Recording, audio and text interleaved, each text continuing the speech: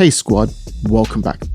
Now in today's video, I'm going to share with you 5 essential strategies that are guaranteed to improve, refine and accelerate your music production workflow. Now as always, if I'm bringing you value, take a second right now to like the video and subscribe to the channel. This content is free, and by taking this simple action, you'll be helping myself and my channel to grow. Anyway, let's get into the video. Okay, so as you can see, I'm demonstrating these workflow strategies in Logic Pro, but the principles apply to absolutely every digital audio workstation platform out there, whether it be Cubase, Ableton, Pro Tools, Studio One, whichever one you're working on, the principles are the same. So if you're not a Logic user, don't be put off by this. Stick with me, follow the video through and make the notes, because you'll be able to apply the same techniques in whichever DAW you're working in. Now, out of these 5 tips, if there was one that you were going to take away and you were going to ignore everything else, this is the one you must take on board. This one is going to give you the greatest acceleration and efficiency in your music production workflow. And the strategy is learn the keyboard shortcuts in your DAW, or key commands as they're known in Logic. This is absolutely crucial in accelerating your process. So here are just a few examples of the keyboard shortcuts or key commands that speed up my workflow. So for moving the playhead, I'm going to use these 2 keys right here. Right and then left. Okay. Now let's say I wanted to split this MIDI region. All I need to do is use the key command, Command T. Okay, that splits. If I want to undo that last action, it's Command Z or Z. Let's say I wanted to mute.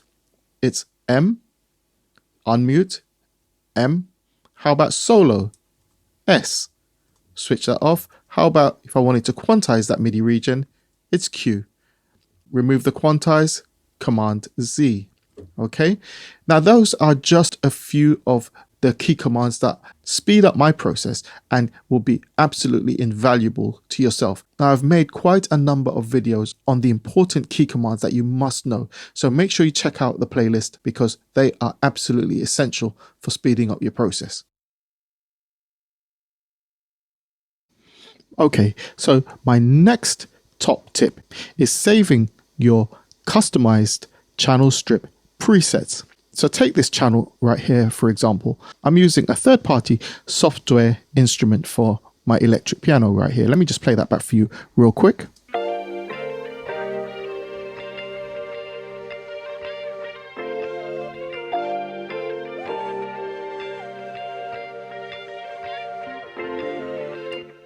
Okay, now I can go in and make some adjustments right here to the software instrument plugin. Let's say, for example, I wanted to reduce the bass a little bit and maybe push up the treble and do 1 or 2 additional bits.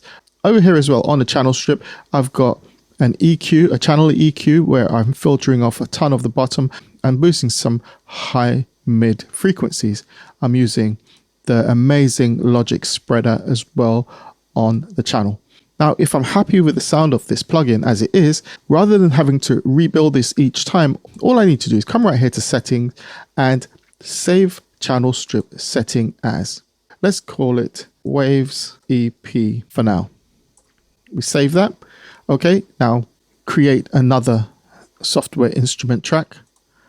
Instead of going through this whole process of coming down here to audio instruments, going to waves and finding the right one, all I need to do is come right here, click on Waves EP, and boom, here we go. The channel strip is set up, ready for use. Okay, so another great workflow time saver is to use the new from template option. So let's choose that. New from template. I'm going to close this, not going to save. And right here, I've got my templates, and all of these projects represent templates that give me a head start. So let's take 90s hip hop production. Now what I've got here are a set of tracks that are already arranged and assigned in readiness for me to produce my 90s hip hop instrumental. First of all, I'm running at 90 BPM, which is a good starting point. I've got my 808 bass preset here. I've also got a synth bass, which I'm using from the ES2. And I've got a couple of guitar presets right here, as well as some sample tracks ready to go.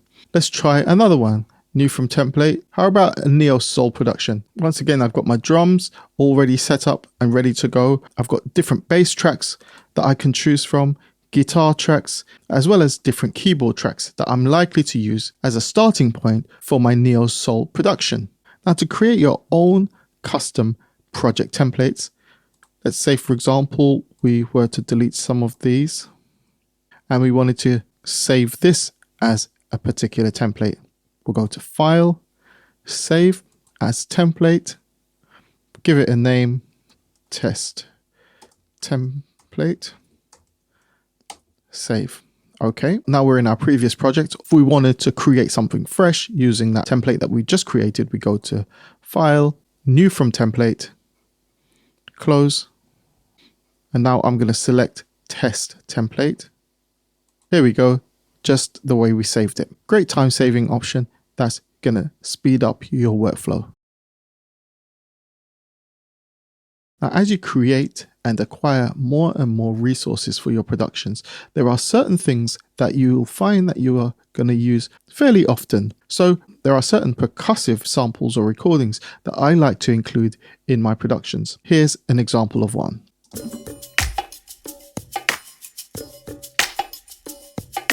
Now, one of the most efficient ways of cataloging and storing samples as well as audio and MIDI clips is to add them to your loop library. Now, I've done a video on this before and you'll be able to link to that. So let me show you real quick how you can add this to your loop library. First thing you want to do is make sure the track and the region are properly titled. I'm now going to right click, go to Export, Add to Loop Library. Now I have a set of options. I can leave the name exactly as it is, which I'm going to do. I can choose whether this is going to be a one-shot sample or a loop. I'm going to leave it as loop. Scale, I'm going to set it to any. Genre, hip-hop percussion, and I'm choosing congas. And over here I can choose a number of things: acoustic, clean, and grooving. And now we're going to hit create. Okay, now if I open up my loop library, like so, and now I go to instrument, percussion, conga, and let's see if we can find it. Here we are, clean Cuban perc. Let's have a listen.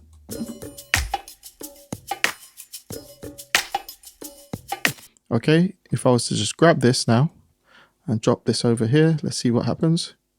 There we go. This is our original and this is our loop.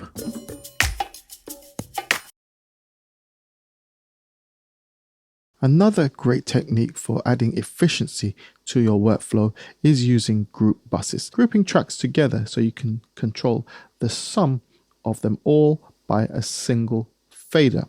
Now what I always do is I always group my drums together. So as you can see, I've got my kick here and my kick drum is going to bus 10. If I move down, now I've got my snare that's going to bus 10 as well. All of my drums are going through to bus 10. On bus 10, I've got a plugin, which is one of my favorites, which is Isotope Alloy, okay, which processes all of my drums. And the advantage of actually sending all of your drums to a single bus is this. Let's play this back.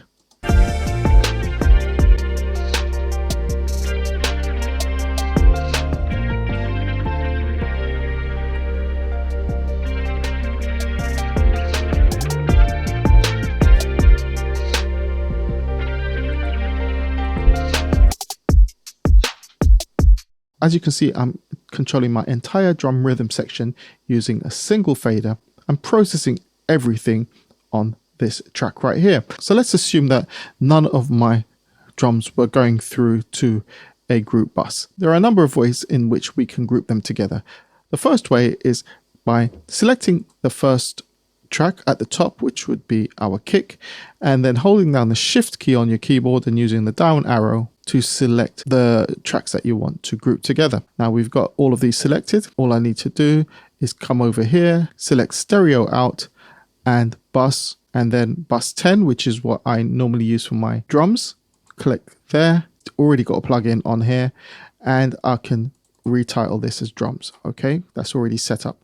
That's one way of doing it. However, there's another way, which let's undo that. Okay, so everything's back to stereo out. Once again, we're going to select all of our tracks, and this time I'm going to right click on the top track right here, and we're going to go to create track stack. Now, a track stack is another way of grouping things together, and you've got two options. You've got a folder stack, or we've got a summing stack. Let's create a summing stack for now. Once again, I've got a video on this, which you are quite welcome to check out. Now, everything in this summing folder right here is my drums. This track right here is the master track for all of these. So if I was to play back,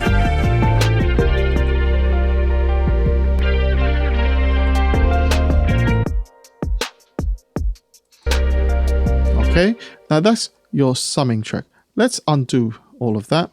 And once again, we've got everything selected. This time we're going to right click and we're going to select create track stack again. And this time a folder stack, create. Now, once again, we have a folder on screen, which we can collapse. All of the drums are there. We still have our individual drum tracks.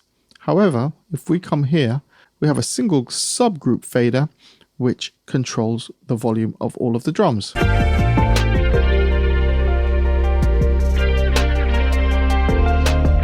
Now, on this subgroup, we don't have any way of adding group effects that would impact whatever's in the folder. It's just an overall fader which controls the volume. Okay, so as always, if I'm bringing you value, remember to like the video, subscribe to the channel, and leave me a comment. And drop me a super thanks if you feel what I'm doing is worthwhile. And check back for more real soon. I'm Deuce, I'm out. Peace.